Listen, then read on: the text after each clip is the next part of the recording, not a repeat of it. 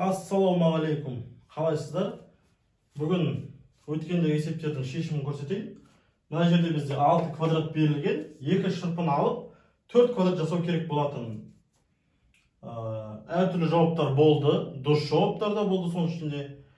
Енді дұрыс жауап қарасақ, мынада 6 шырпын алып тастасақ, мынаны өлшеп тастасақ, және мына жерден 17 шырпын алып тастасақ, онда бізде міне 4 шаршы қалады. 1, 2, 3, 4. Осындай әдемі есеп. Екіншісі 4 шаршы берілген, 2 шырпын алып, 2 шаршы жасау керек.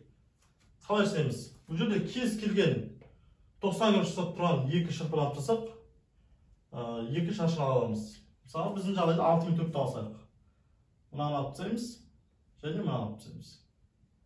Сонда не пайда болады? Кішкентай бір шаршы пайда болады, және үлкен екінші шаршы пайда болады. Түсіндіре алдым ба?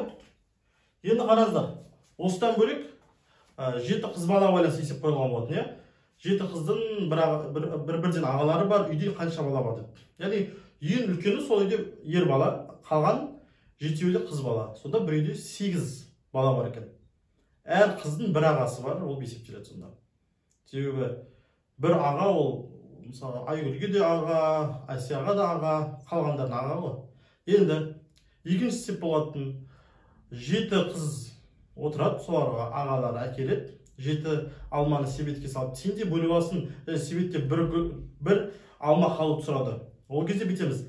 6 қызға бір алмадан таратамыз, және 7-ші қыз себеті бар алманы алады. Жақсы ма? Яғни себеттен алманы шығармаймыз, себетті береміз. Яғни себетті алып қалады, ішінен алмада шыққан жоқ, бірақ сәйкесінше ішінде алмада да бар. Мен осындай жауаптары. Енді сіздерге жаңа есептер.